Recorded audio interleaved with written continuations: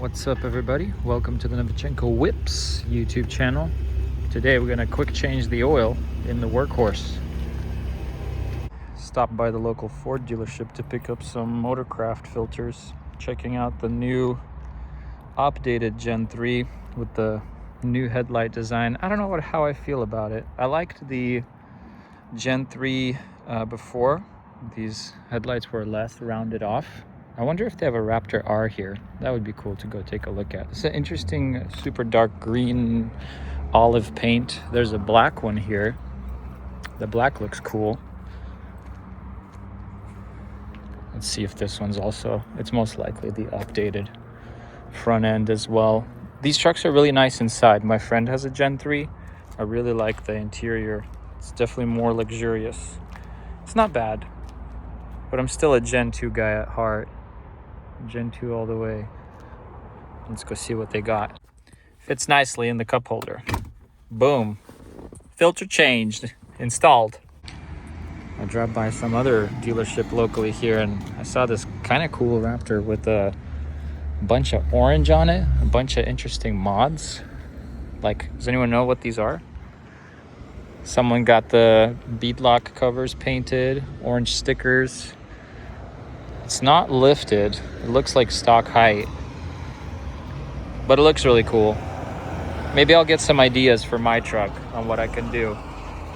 I would definitely do with time a bumper and some kind of lights up top for sure.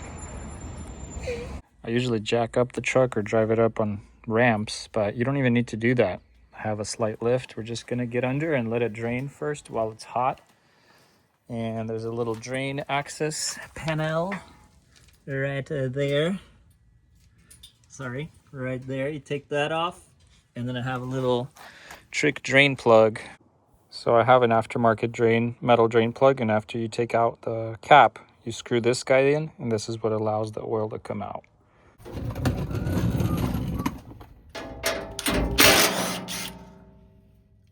Boop.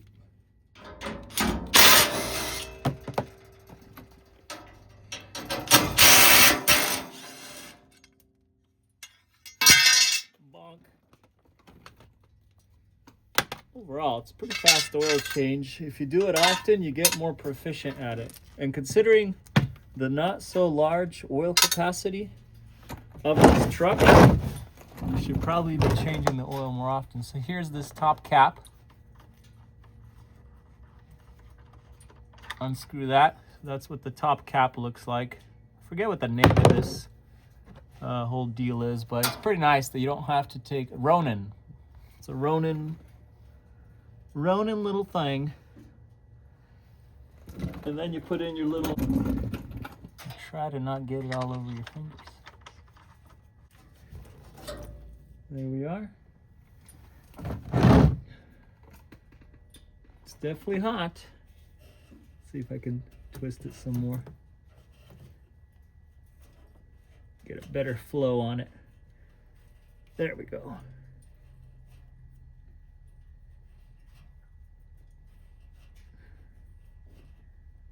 Oh yeah, I'm gonna go open the top cap as well. I discovered myself a little present. Nice and perfect. Hopefully that's not gonna be a leak when I pull it out. Once that is wrapped up, you gotta put back your plug. In the way the truck is designed, the PCV system does spit up a little bit of oil. So if you own a Raptor or F150 EcoBoost, definitely keep an eye on your oil level. It's not, even if it's not burning it out the exhaust, it could be spitting it up in the positive crank case pressure ventilation system and whatnot. I'm gonna give you a super quick look-see of the Ronin that I have. Here's the Ronin setup. Pretty straightforward, pretty simple. Put the cap back on. I've never had it leak or anything, so it's been pretty reliable. Although in a previous video, someone made fun of it. Thank you very much. And said that these are crappy. And I'm like, okay, don't buy it then, Senior. A lot of Raptor guys have a lot of opinions. I think that's car guys in general. But I come from like Subaru and BMW community. And so Subaru guys are usually pretty chill. Subaru guys have their own quirks. They'll sometimes send it when you shouldn't be sending it, etc. And then BMW community, they're definitely sending it all the time. Where you should or shouldn't be sending it. And when your car should or should not be sent in its form and condition. But the truck guys, I don't know, like, I don't want to say Raptor owners are snobby. I am a Raptor owner. But let's just say it might just be a truck guy thing. Being a bro and goofing off and picking on people.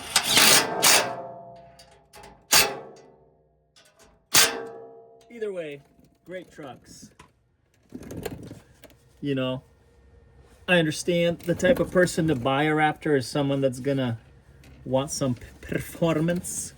Next step to get to the filter, you gotta take off these I think they're like 40s. I'll tell you for sure in a second. 1, 2, 3, 5 bolts. Let's do it. Next, it is a T40. Good guess. Yeah, definitely. I posted a video once asking about best oil. And it's not just a generic best oil question. I was asking what's the best oil to like help the cam phasers not die?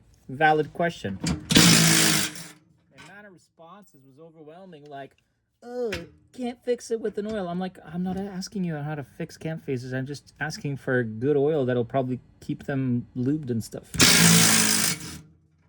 Anyway, I've had good luck with oil. I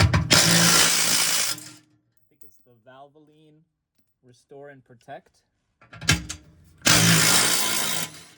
What I've seen pretty soon after an oil change, like it would seem that the oil gets dirtier faster or like darker in color. But to my understanding, that's because it's doing its job. It's actually cleaning up in there. All right, you still do have to kind of reach up and out, up in there to get the oil filter. So we've got the Motorcraft filter. Make sure you blow it out. Make sure she's good and clean inside. Valvoline 5W30, Restore and Protect, Premium Full Synthetic. Again, seems like this stuff is doing the trick and it's not crazy expensive. They sell it at Walmart, which I'm happy about. I didn't, for some reason, have another quart, a 6th quart, but I do have some Valvoline VR1 20W50. Someone's going to yell at me in the comments like, do not dare mix that in with the 5W30. It's going to blow. It's not going to blow. It's just going to dilute the 530, make it a little thicker. It's not a big deal. I used to run 540 in the truck, so it's totally fine. I just need an extra quart, and I have a Valvoline quart laying around. This is coming from like the nice flusy BMWs that I was just mentioning that I work on. Anyway, we're gonna put that in there. We're gonna prime the oil filter with some oil inside of it and then let it absorb that and screw it in the bottom. And let me actually show you how I transfer the magnets to it. Make sure she's clean. So I usually open up the 1 quart because it's just easier. So I put it in there until I see it coming up towards where the threads are. Boom. And then I add a little bit on the sides, and I'll show you the purpose of that in a second. So make sure your finger's clean. Grab that bit that you spilled near the top, oil up your ring. Sometimes you want to oil it up a little more generously.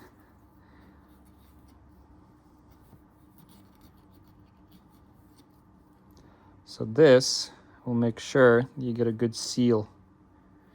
And then by this time, if you roll around the filter, all that oil you put in there would have been absorbed by the particulate. There's pretty much nothing coming out now. And you've got a pre-lubed filter. I can't tell on the Ford if oil gets there as you fill, quote unquote, it from the fill hole. but now at least you have peace of mind that you pre-lubed your filter. I'm going to go in there and I'm going to put it in. Here's the magnets. So I got one of these side style magnets, and I either throw like a rubber band around it after I install the filter first, so I get a good grip on it, and then I throw the magnet on there. And then on Amazon they sell these strong, quote unquote, I guess somewhat strong magnets, and then I just affix that on there, and then I throw some duct tape on it here and there once the filter's installed, so this doesn't fly off, because the filter's sitting in there horizontally in the engine, sticking out the side. I got my 1 quart draining in already. For the big 5 quart, you usually need a funnel because it's hard to maneuver. Also, this filler neck only really likes it that you put in the oil in that direction. So we're just gonna do it from here. That golden goodness.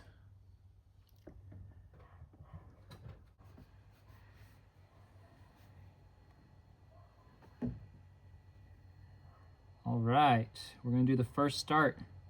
I'll show you a trick about how I prime the oil in the engine because I don't want to dry start it. Okay, here's the trick on how to prime your engine. You put your foot all the way down on the gas pedal and on the brake, and watch at the top left, there's an oil pressure gauge.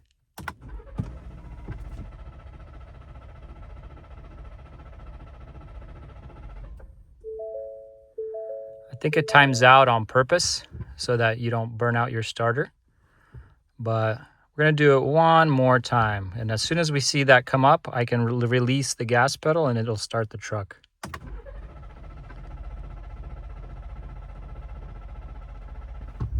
There we go. So, makes sense, right? You're not just dry starting it, you're letting the engine spin for a little bit and prime the oil. Let's let her warm up. We'll see if there's any leaks underneath or anything. As a bonus tip, if you have a catch can, open that bad boy up and dump out the oil that thing's caught. I take a look at this thing every couple months, but you could see there's some oil in there. Dump it, put it back in, and you are good to rip. After letting it warm up, check the dipstick for the oil level. It's probably going to be pretty high up there. I like to wipe it with my fingers. Make sure you have clean fingers. Seat it all the way. Pull it back out. We are full. Great. What I always say is when the engine's not running, you're actually going to be like slightly above the full mark. But if the engine's running, it takes oil in. And so as long as you're not crazy overfilling it, you should be okay. Sometimes overfilling an engine way too much can cause frothing because of your crankshaft spinning in there at high speeds or whipping up the oil. So consider that. You don't want to put in like 7, 8 quarts if you're required to have only 6.